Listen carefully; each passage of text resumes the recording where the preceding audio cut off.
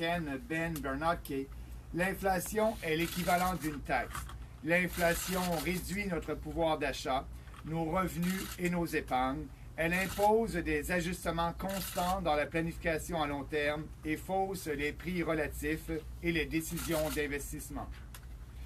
Most economists, including those at the Bank of Canada, are aware of this. When its mandate was previously renewed in 2011, the bank carried several studies on the advantages of having a lower inflation rate target. As Mark Carney, the governor at that time, said in a speech in November 2011, and I quote, "The bank's research has generally found that the further benefits from reducing these distortions imply an optimal rate of inflation closer to or even significantly below zero." End of the quote. However, the bank at that time decided to stick to its 2% inflation target for one major reason: to preserve its ability to intervene more forcefully in a period of crisis. The bank prefers to keep an inflation target high because interest rate will also be higher, and it will have more ammunition to fight an economic downturn like in 2008-2009.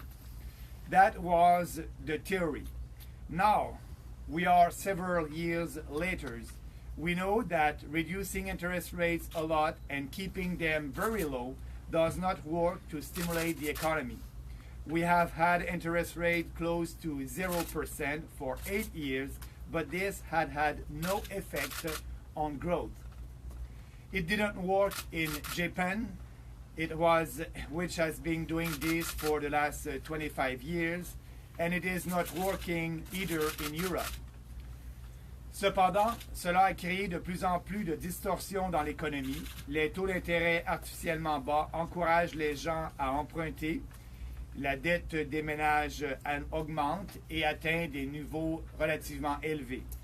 Si les taux d'intérêt devraient augmenter maintenant, des centaines de milliers de Canadiens auraient soudainement de la difficulté à payer leur hypothèque. Les taux d'intérêt artificiellement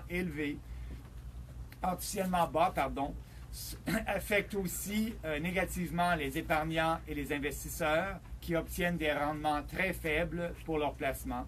Cela cause aussi des problèmes aux banques et aux compagnies d'assurance qui sont obligées d'investir dans des actifs un peu plus risqués, et cela crée des bulles dans divers secteurs de l'économie, ce qui est exactement la raison pour laquelle il y a eu un crash en 2007. Les banques centrales disent depuis plusieurs années qu'elles devront éventuellement relever leur taux d'intérêt et revenir à une situation plus normale. Elles savent que si elles maintiennent les taux très bas, cela entraînerait toutes sortes de déséquilibres et, avec le temps, cela nuirait à l'économie canadienne. Dans un discours prononcé devant l'Economic Club de Toronto, j'ai mis en garde qu'une politique de relance monétaire une politique de relance monétaire ne résoudrait pas nos problèmes à long terme et entraînerait au contraire une nouvelle crise.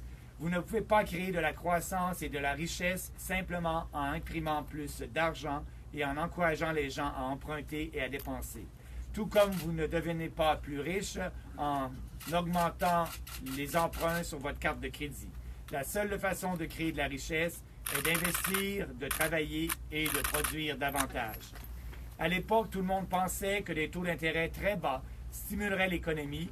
Tout le monde sait maintenant que cela n'a pas fonctionné et ne fonctionne pas et que la situation est maintenant insoutenable.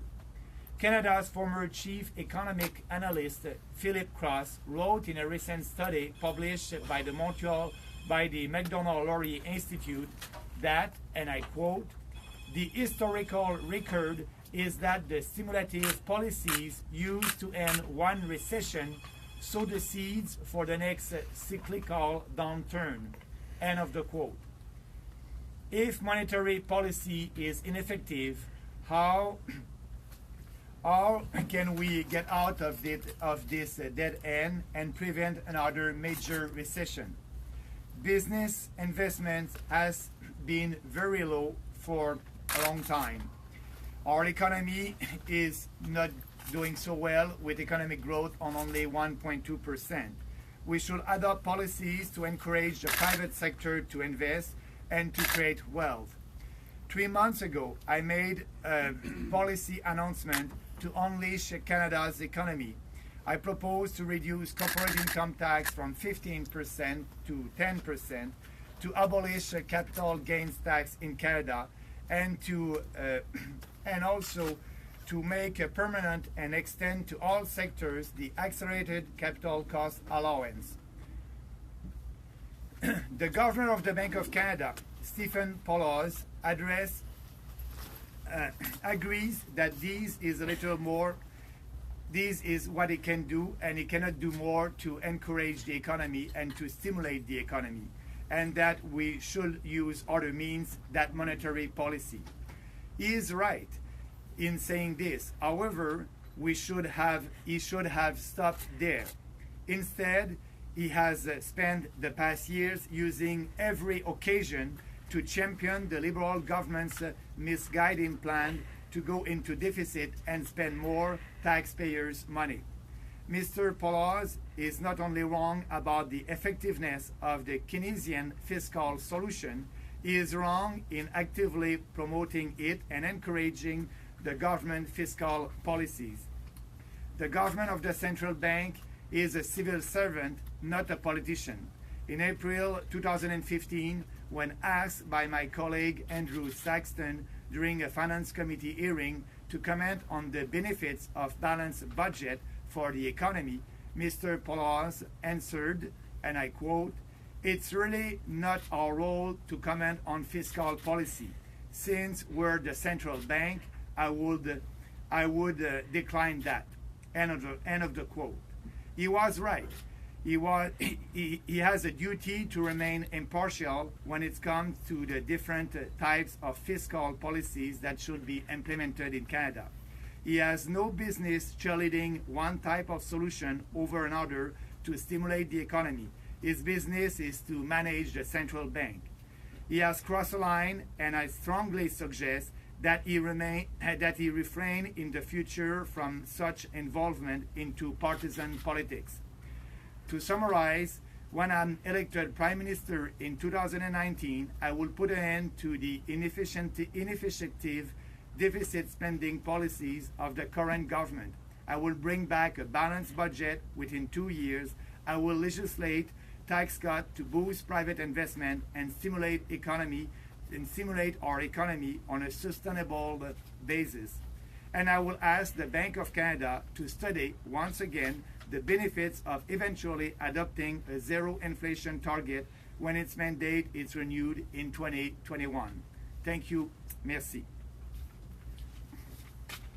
So, do you have